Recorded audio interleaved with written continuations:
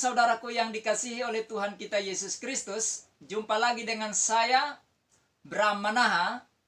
Kali ini kita akan membahas sebuah topik yang sangat menggelikan, yaitu Henry Tandianta, stres tingkat tinggi. Mengapa demikian, saudara? Karena itu, mari kita saksikan cuplikan video beliau berikut ini. Pak Pendeta HTD, apa hubungannya orang jelek dengan dipakai tidak dipakai Tuhan? Itu ilmu paham Alkitab tingkat tinggi, saudara ya.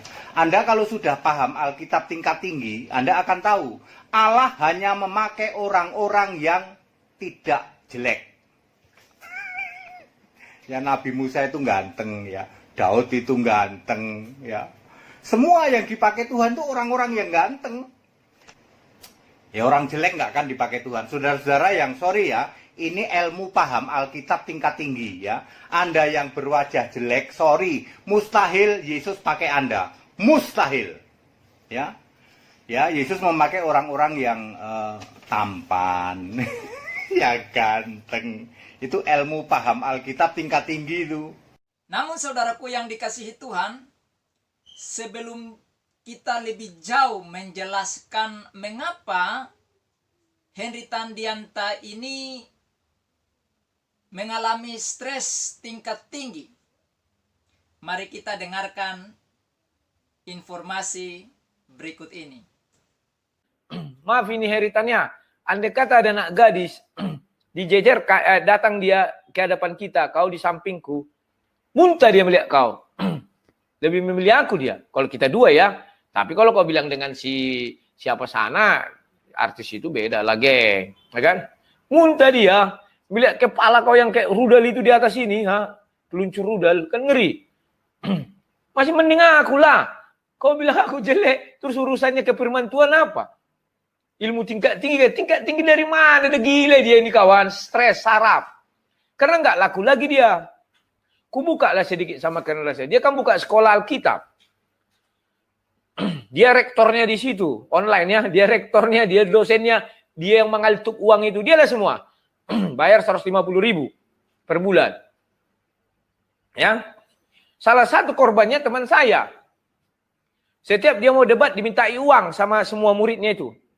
Diminta urunan. Dia debat di mana? Di hotel.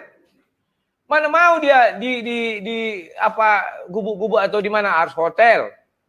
Ya kan? Dia ada beli mobil, banyak uang. Uang dari sumbangan dari luar negeri, ada disumbang ibu itu.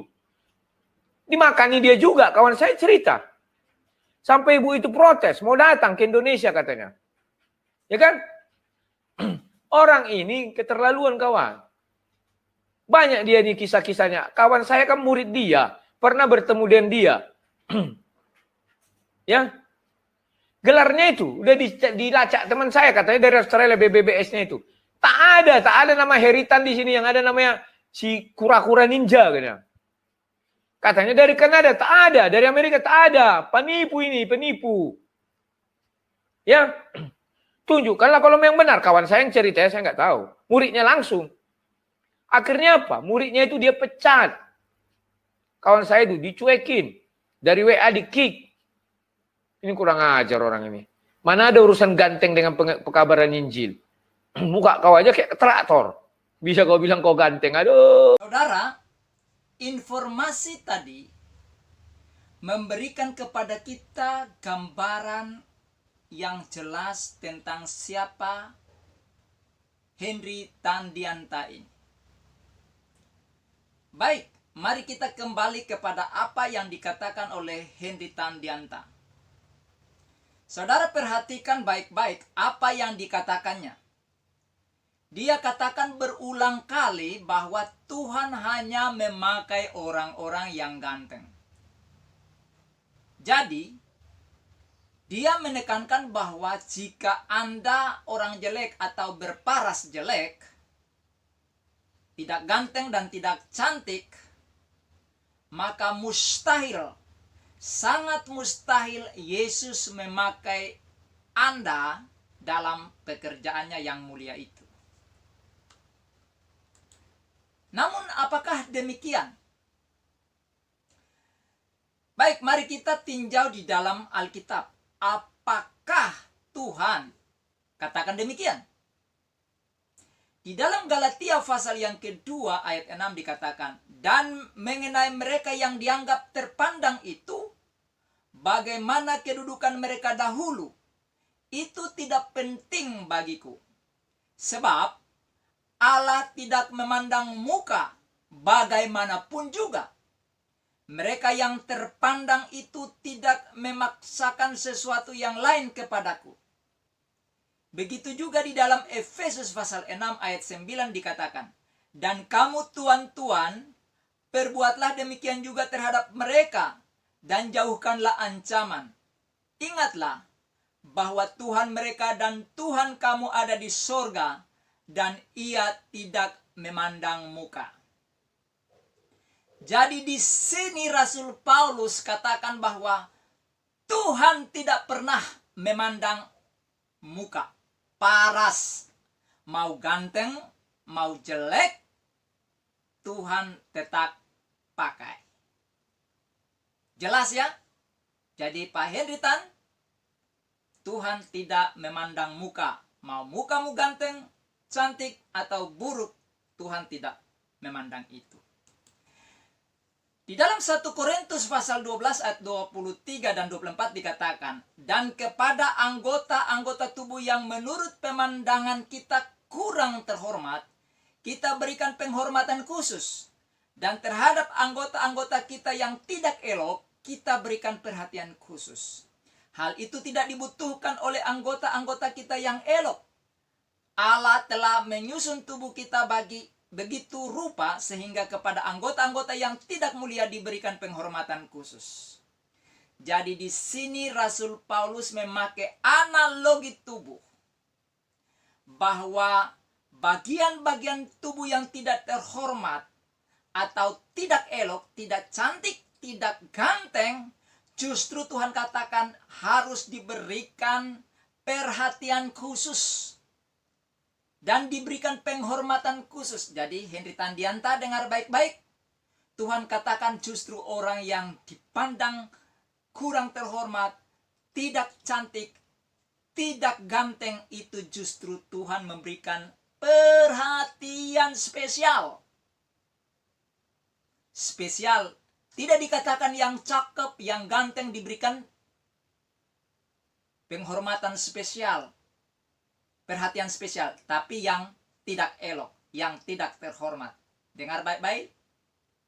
Jadi jangan sombong Anda, ya, jangan ngawur Anda. Ini penting. Nah, saudara, kebetulan Henry Tandianta ini menyebutkan salah satu tokoh di dalam Alkitab, yaitu Musa. Bahwa Musa itu ganteng. Apakah demikian?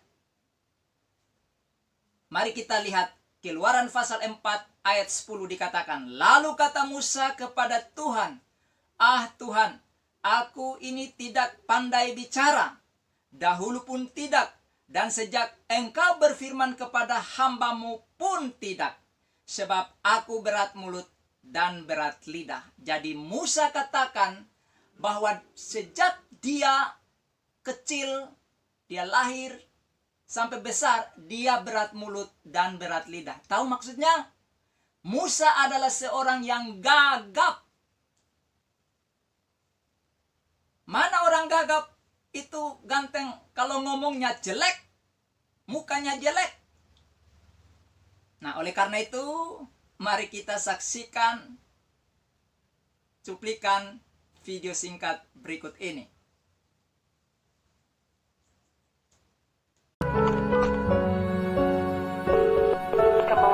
Good morning. Hi. I would like to book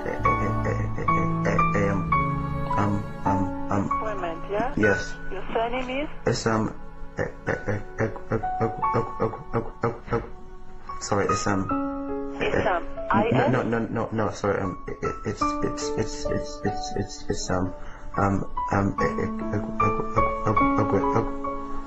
Can you spell the surname? Yeah, so it's E-G-H. E-T-H? No, it's E-G-H. E-G-H? Yeah, the W. W? E-E-E-E-R. E? R. R? E-E-E. E? E. Okay. Nah, jadi di sini terbukti bahwa Musa itu jelek. Karena dia gagap, maka dia keberatan sama Tuhan. Akhirnya Tuhan memilih Harun abangnya menjadi juru bicara kepada baik Firaun maupun kepada umat Israel. Sehingga walaupun Musa gagap, susah ngomong, sampai mukanya tidak beraturan, dia sampaikan kepada abangnya. Abangnya nanti yang sampaikan karena abangnya ngomongnya lancar. Ya. Jadi Tuhan tidak melihat Musa jelek, tapi Tuhan mau pakai Henry Tandianta. Paham? Tokoh yang berikut adalah Zakheus. Di dalam Lukas pasal 19 ayat 2 dan 3 dikatakan, di situ ada seorang bernama Zakheus, kepala pemungut cukai, dan ia seorang yang kaya. Ia berusaha untuk melihat orang apakah Yesus itu, tetapi ia tidak berhasil karena orang banyak, sebab badannya pendek. Sebab badannya pendek. Tahu maksudnya badannya pendek? Zakheus itu orang cebol. Orang cebol rata-rata itu jelek. Nggak ada yang ganteng, bro. Ya. Jadi Zakheus jelek. Tetapi menurut Alkitab, melalui Zakheus banyak orang percaya Yesus. Makanya orang-orang Farisi dan ahli Taurat ingin datang mencari Zakheus untuk membunuh dia. Maka Yesus harus ada di sana bersama dengan dia. Jadi dari mana pemahaman Alkitab yang tingkat tinggi mengatakan bahwa orang jelek tidak dipakai?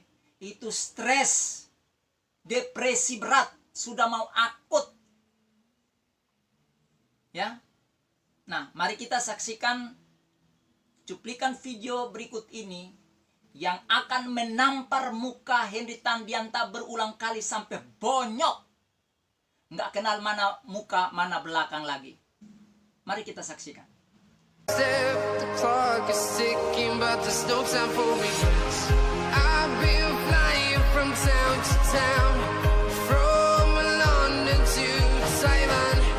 I've been all around the globe.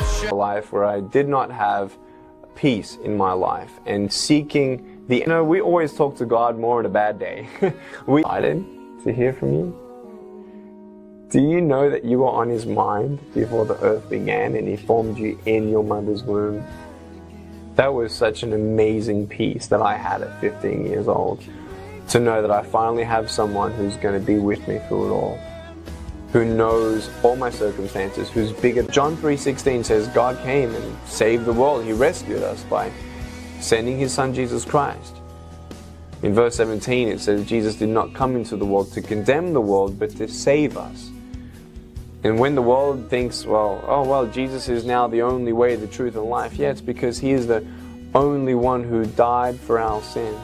He's the only one who claimed that he was God in the flesh. He was the only holy one. He was the only one who faced the devil face to face and won.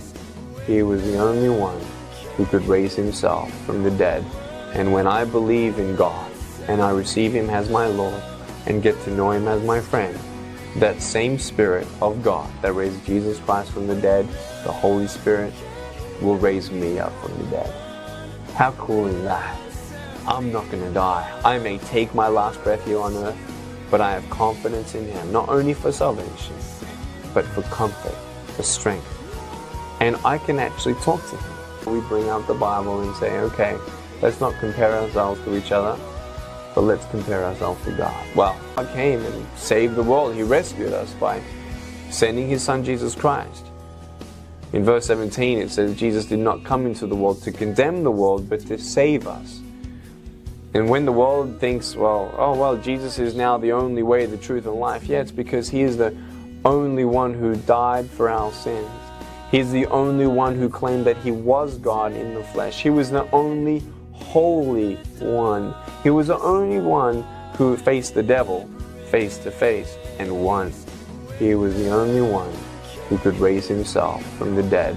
And when I believe in God and I receive him as my Lord and get to know him as my friend, that same Spirit of God that raised Jesus Christ from the dead, the Holy Spirit, will raise me up from the dead. How cool is that? I'm not going to die. I may take my last breath here on earth, but I have confidence in him, not only for salvation, but for comfort, for strength. And I can actually each other, but let's compare ourselves to God. What is a problem? Not knowing God is a bigger problem. And I want you to know that it's not too late. Yeah, tomorrow is not promised, but you have today to say, hey, you know what, God, if you're up there and you have a plan for me, I want to be sufficient as long as I hunger and strive to know him more. And it's not this to-do thing, it's a love thing. I love God, and God loves me. And as we spend more time with each other, I fall in love with to know God. Sangat memalukan sekali Henry Tandianta ini. Benar-benar stres tinggi. Orang-orang cebol tadi. Bahkan Nick Vujicic adalah seorang yang cacat, tidak punya kaki, tidak punya tangan. Begitu jelek, namun dipakai oleh Tuhan memuliakan nama Yesus Kristus. Zakheus orang buruk, Musa orang buruk, mereka dipanggil dan dipakai oleh Tuhan. Memang Anda benar-benar memalukan. Bahkan ironisnya, Henry Tandianta ini memang berulang kali menghina Yesus Kristus. Mari kita buktikan. Di dalam Yesaya pasal 52 ayat 13 dan 14 dikatakan, sesungguhnya hambaku akan berhasil. Ia akan ditinggikan, disanjung, dan dimuliakan. Seperti banyak orang akan tertegun melihat dia. Begitu buruk rupanya, bukan seperti manusia lagi. Dan tampaknya bukan seperti anak manusia lagi. Jadi ayat ini merupakan ayat nubuatan tentang Yesus Kristus. Dan Anda seringkali kutip ayat ini dan mengatakan itu Yesus. Di sini dikatakan begitu buruk rupanya. Face-nya, mukanya begitu buruk. Ya.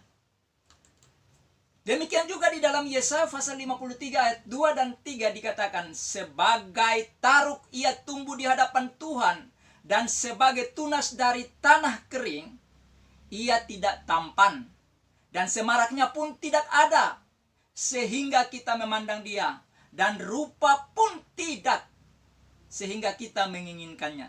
Ia dihina dan dihindari orang, seorang yang penuh kesengsaraan dan yang biasa menderita kesakitan. Ia sangat dihina sehingga orang menutup mukanya terhadap dia, dan bagi kita pun dia tidak masuk hitungan. Jadi di sini dikatakan ia tidak tampan, Yesus tidak tampan, rupanya pun tidak. Sehingga apa? Dia dihina, dihujat. Ya. Jadi Anda sudah menghina Yesus. Berarti Yesus tidak dipakai sebagai sang Mesias untuk menyelamatkan manusia. Karena dia tidak tampan. Mukanya jelek. Sehingga orang tidak menginginkannya. Ya. Anda benar-benar keterlaluan. Terlalu. Stres Anda nih. Sangat stres. Nah saudaraku, jadi kita buktikan bahwa Henry Tandianta ini stres berat.